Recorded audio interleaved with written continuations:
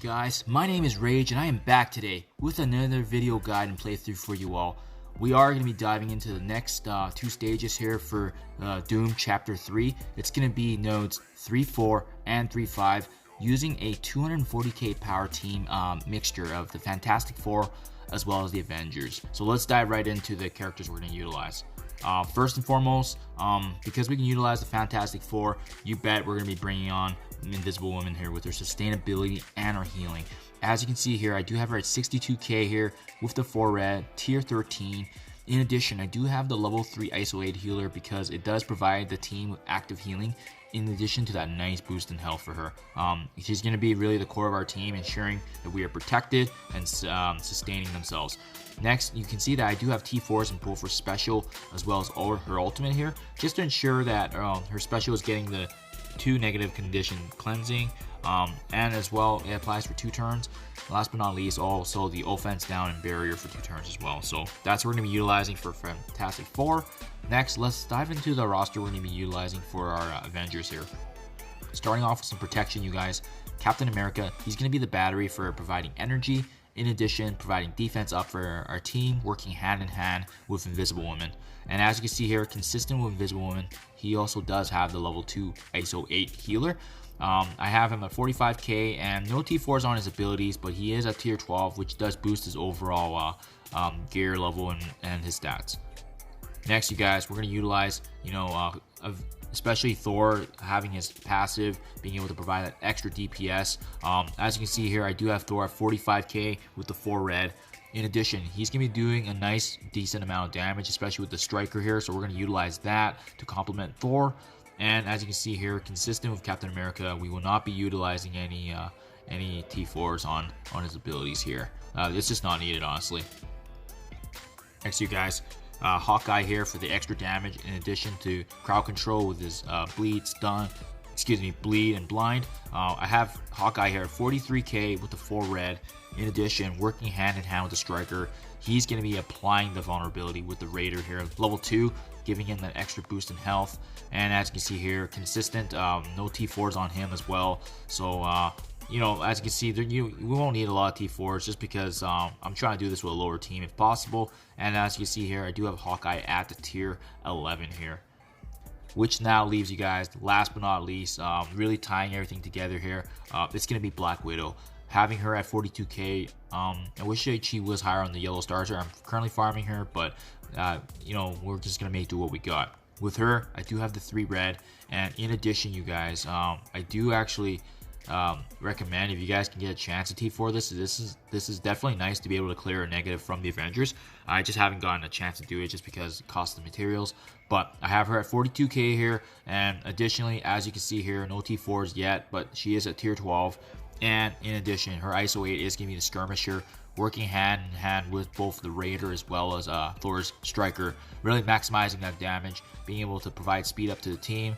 So there you guys have it. That is my 240k roster, so let's dive right into the gameplay.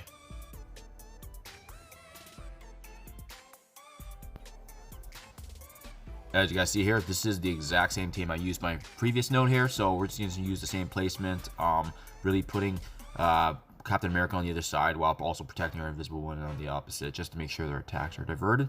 So let's dive right into the gameplay here.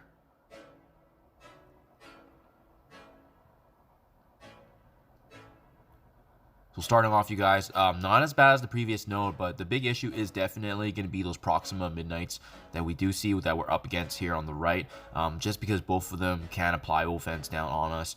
In addition, they can also stun. So as you can see, they're likely going to have the turn at the very beginning. So what we want to do is we want to apply our speed up, and we want to attack those 2 guys from the get-go. I'm going to go ahead and just use the speed down from Hawkeye there, center there, so that way it hits all the adjacent targets, and then we're going to resume essentially attacking both the Proximas first. It is nice to use Invisible Woman here to apply the offense down because it gives us a barrier, but also mitigates their damage, especially with Captain America being able to apply the defense up for the time being until it gets back to Invisible Woman's turn, and then she can apply her buff as well. So just make sure you guys are keeping that in mind and taking turns with the Captain America and Invisible Woman, because if we don't have our defense up, very likely they can take advantage of us, right? Especially given how powerful they are. Unfortunately, with Call City being able to taunt so early, we do kind of have to shoulder a brunt of the damage right now. So we'll wait for it. We'll go ahead and see if we can apply damage there. And now that the taunt's off, we'll go ahead and resume our onslaught against both the Proxima Midnights. Because like I said, as they do the most damage in this first wave, in addition to their stun and slow, we just want to make sure we take them out first.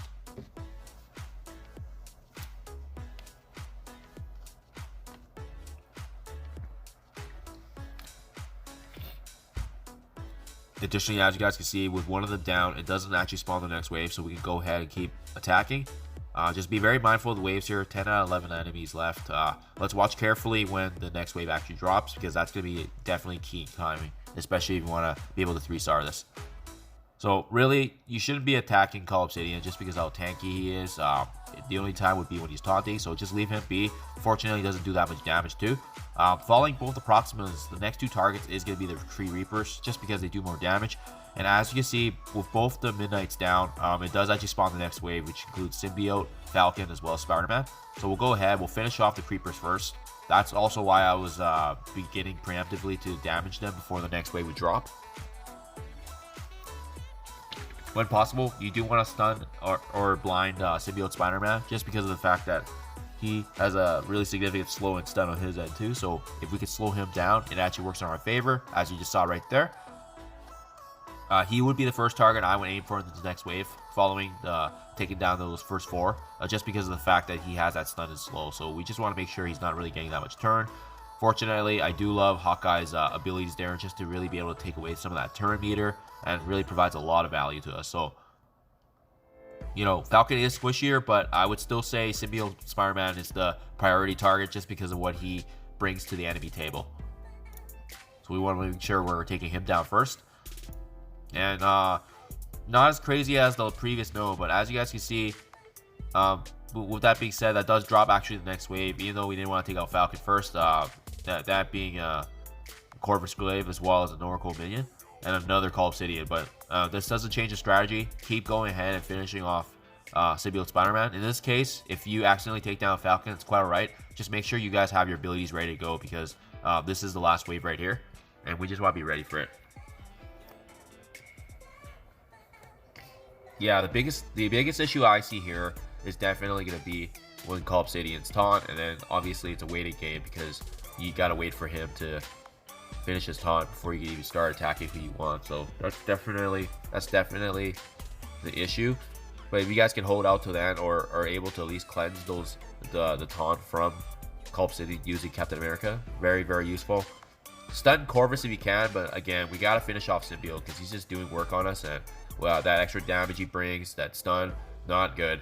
Okay, there we go. Beautiful. So thanks to Thor's retaliation there, does finish off Symbiote Spider-Man. We're going to go ahead and try to stun Corvus. Unfortunately, it did not land. But fortunately, we do have lots of AoE here, so hopefully maybe... oh, beautiful. His blind was disrupted. Or sorry, his invisibility was disrupted. So we can go ahead. What we can do is try to finish him off. There we go. Beautiful. And that's also why I put a striker on Thor too, just because him getting those extra strikes is really big. He does a lot more damage than most people think, so I mean, really big deal. Unfortunately, as you guys can see here, Call Obsidian always seems to be able to get his taunt off, but fortunately now we can finish off Corvus. And at this point, if you guys get to this last two, it shouldn't be an issue, just because these two don't have a lot of damage. That Kree minion only heals, and Call Obsidian's only a tank. So at this point, you guys, there you guys have it. So glad I was able to at least capture the 3-star unlock here with the exact same team as my previous node. The next node I'm looking to unlock here, 3-6, is a little bit harder. So definitely looking forward to making a video on that as well. So thank you as always, you guys. Please let me know what your thoughts are below, and this team will help you guys out if you guys are able to push forward. And as always, you guys, thank you for watching. I appreciate all your support. And as always, I'll see you in the next one.